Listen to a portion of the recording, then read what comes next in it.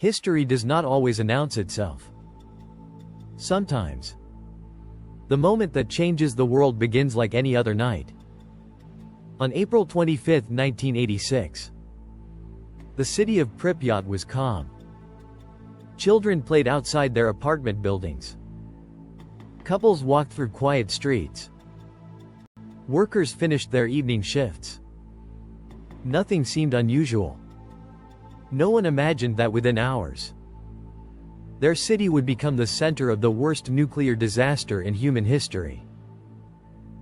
Just a few kilometers away stood the Chernobyl Nuclear Power Plant, a massive complex of concrete, steel, and reactors.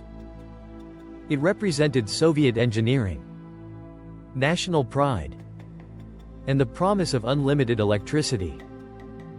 For years, it had powered homes, factories, and entire regions. To the outside world, it looked like a symbol of progress. But behind those thick concrete walls, a dangerous experiment was about to begin. It was not designed to create more electricity. It was supposed to answer one simple question. If the power suddenly failed, could the spinning turbines generate enough electricity to keep the cooling pumps running? Until emergency generators started? The test sounded routine. Engineers had planned it before. Nothing suggested it would become one of history's greatest disasters. Yet from the very beginning, small problems began to appear. The test was delayed. Operators changed shifts. The experienced daytime team went home. The night shift inherited a reactor that was no longer in its planned condition. Pressure increased. Time was running out. Instead of postponing the test, the decision was made to continue. Inside the control room, dozens of instruments covered the walls. Lights blinked. Meters moved. Operators watched every reading carefully. Most believed everything remained under control. They had performed difficult operations before. This would simply be another long night. But reactor number 4 was behaving differently. Its power level suddenly dropped much lower than expected. To recover, operators withdrew more control rods than safety rules normally allowed. The reactor slowly became unstable. Few people inside the room fully understood how dangerous the situation had become. Unknown to many operators, the RBMK reactor contained a serious design flaw. Under certain conditions, instead of becoming safer, the reactor could become even more unstable. That flaw had never been fully explained to those operating the plant. As midnight passed, the test moved forward. Outside, Pripyat remained peaceful. Families slept. Street lights reflected on quiet roads. The Ferris wheel in the amusement park stood silent, waiting for its official opening. No alarms echoed across the city. No warning reached the people sleeping in their homes. Everything looked perfectly normal. But deep inside reactor number 4, energy continued building. The control room remained calm. Operators followed procedures. Supervisors watched the instruments. No one believed they were standing only minutes away from disaster. Then, the final sequence of the safety test began. One command. One decision. A few critical seconds. And the world was about to change forever. The control room had fallen unusually quiet. Every operator focused on the glowing instruments in front of them. The safety test had reached its final stage. To everyone inside, it was just another procedure. No one imagined that the next few seconds would be remembered for generations. At 1:23 a.m., the order was given to activate the emergency shutdown system. It should have been the safest moment of the entire test. The control rods began moving into the reactor core. Normally, this action would reduce the nuclear reaction. But reactor number 4 was anything but normal. Because of a hidden design flaw, the first movement of the control rods briefly increased the reactor's power instead of reducing it. Within seconds, the reactor became uncontrollable. The power surged far beyond its operating limit. Warning lights flashed across the control panels. Operators stared at the instruments in disbelief. Some readings climbed so quickly, they seemed impossible. Then, a violent explosion shook the building. The massive steel lid covering the reactor, weighing nearly 2,000 tons, was thrown upward by the force beneath it. Concrete shattered. Pipes burst apart. The roof collapsed.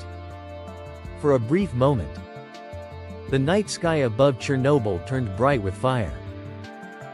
Many workers believed a steam pipe had exploded. No one immediately realized something far more dangerous had happened. The nuclear reactor itself had been destroyed. Moments later, a second explosion tore through the building. This one scattered burning graphite blocks across the rooftop. Flames spread rapidly. Pieces of radioactive material landed around the plant. The reactor core, once protected by layers of steel and concrete, now lay completely open to the atmosphere. For the first time in history, a commercial nuclear reactor was burning in the open air. Inside the control room, confusion replaced confidence. Some engineers refused to believe the reactor had exploded. They argued that such an event was impossible. The instruments must be broken. The readings had to be wrong. But outside, the truth was already visible. Workers looked toward Reactor 4 and saw something no one expected. A strange blue glow rising into the night sky. It looked almost beautiful. Calm. Silent. But that blue light carried invisible danger. It was intense radiation escaping directly from the exposed reactor core. The people standing nearby had no idea what they were looking at. Some even stopped to watch. Others walked closer. Without knowing it, every second they remained there increased the radiation entering their bodies. Emergency alarms echoed throughout the plant. Firefighters were called immediately. Their message was simple. A fire had broken out at the power station. No one warned them about radiation. No one told them the reactor no longer existed. As the first fire engines raced through the darkness, the city of Pripyat remained asleep. Apartment windows stayed dark. Parents tucked their children into bed. Young couples returned home after an ordinary Friday night. Only 3 kilometers away, one of the most dangerous disasters in human history had already begun. Yet the people closest to it knew absolutely nothing. The invisible cloud rising from reactor number 4 drifted slowly into the night sky. Carried by the wind, it began a journey that would eventually spread radioactive particles across large parts of Europe. The disaster was no longer confined to Chernobyl. It had become an international crisis. And the men now arriving to fight the fire were walking directly into a danger they could neither see, nor smell, nor escape.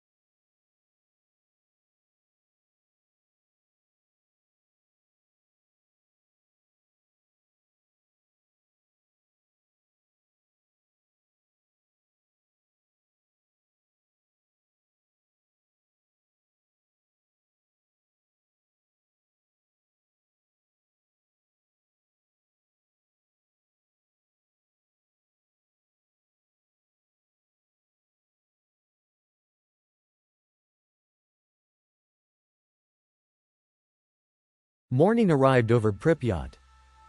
The sun rose as it always had. Birds sang in the trees. Children looked out of apartment windows, wondering why smoke still drifted above the power plant. To many residents, it looked like an ordinary industrial fire. No one knew that invisible radiation was already covering the streets beneath their feet. Parents prepared breakfast. Workers got dressed for another shift. Buses followed their normal routes. Life continued, as if nothing had changed. But inside government offices, the truth was becoming impossible to ignore. Radiation levels were rising far beyond anything considered safe. Scientists sent urgent reports to Moscow. Military commanders demanded immediate action. Doctors were seeing patients with symptoms they had never witnessed before. Still, hours passed without a public announcement.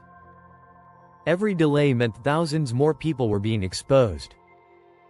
By the afternoon of April 27, nearly 36 hours after the explosion, the decision was finally made. Pripyat would be evacuated. More than 1,000 buses began arriving from across the Soviet Union. Their engines filled the quiet streets. Residents watched from balconies, trying to understand what was happening. Loudspeakers echoed through the city. The message sounded calm. There was no panic, no dramatic warning. People were told to take only essential belongings. A few documents. Some money. Basic clothing. Officials assured everyone they would return in just a few days. Most believed them. Mothers packed small bags for their children. Fathers locked apartment doors. Some left food on their kitchen tables. Others left family photographs hanging on the walls. Children carried their favorite toys onto the buses. Pets were left behind. Many owners believed neighbors would feed them until they returned. None of them knew they were seeing their homes for the last time. The streets slowly filled with long lines of buses. One after another. Families climbed aboard. No one shouted. No one ran. The silence was almost more heartbreaking than panic. As the convoy began moving, thousands of people looked through the windows. They watched their schools disappear behind them. Their playgrounds. Their apartments. Their parks. Everything that had been part of everyday life. Some children waved goodbye, thinking they would return the following weekend. They never did. Within hours, Pripyat became a ghost city. Apartment buildings stood empty. Classrooms remained exactly as students had left them. The amusement park, scheduled to open only days later, never welcomed a single paying visitor. Its Ferris wheel would become one of the most haunting symbols of the disaster. Meanwhile, Soviet helicopters flew above the destroyed reactor. Pilots dropped thousands of tons of sand, lead, clay, and boron onto the burning core. The mission was dangerous. Each flight exposed the crews to high levels of radiation. Yet they continued, knowing every load might reduce the disaster. Across Europe, radiation detectors began sounding unexpected alarms. The first unusual readings appeared not in the Soviet Union, but at a nuclear power plant in Sweden. Scientists quickly realized the contamination was not coming from Sweden. It had traveled through the atmosphere. The radioactive cloud had crossed international borders. The disaster could no longer be hidden. The world was beginning to understand that Chernobyl was not just a Soviet tragedy. It was a global disaster. But even as governments reacted, thousands of workers were preparing for an impossible mission. They would enter the most dangerous place on Earth to stop an even greater catastrophe. Many knew the risks. Some would never return home. Yet they stepped forward anyway. Because if they failed, the consequences could be unimaginable. When the last buses disappeared beyond the edge of Pripyat, the city fell silent. Not the peaceful silence of an ordinary afternoon, but the silence of a place that had lost every heartbeat. Apartment doors remained locked. Classrooms stood empty. Children's toys waited beside windows. Dinner tables were left exactly as families had abandoned them. The people believed they would return in a few days. Days became weeks. Weeks became years. Years became decades. They never returned. But while Pripyat became a ghost city, another battle had only just begun. The destroyed reactor continued releasing radioactive material into the atmosphere. Every passing hour increased the danger. If the molten nuclear fuel burned deeper into the building, the consequences could become even worse. The Soviet government called upon thousands of soldiers, engineers, firefighters, miners, construction workers, and volunteers. Together, they would become known as the Liquidators. Their mission was unlike anything in history. Some cleared radioactive debris from rooftops. Others dug tunnels beneath the reactor. Military helicopters flew hundreds of dangerous missions above the exposed core. Many workers stayed in the most contaminated areas for only a few minutes before being replaced. Every second mattered. Because every second meant more radiation. Machines were brought in first. Robots from different countries attempted to remove the deadly debris. But many failed. The radiation was so intense that electronic systems stopped working. In the end, human beings did what machines could not. One by one, workers climbed onto the rooftops, armed with nothing more than simple protective gear and shovels. They rushed forward, picked up pieces of radioactive graphite, and threw them back into the destroyed reactor. Each worker remained on the roof for less than 2 minutes. Those 120 seconds would stay with them for the rest of their lives. By the end of 1986, engineers completed an enormous concrete and steel structure around Reactor No. 4. It became known as the sarcophagus.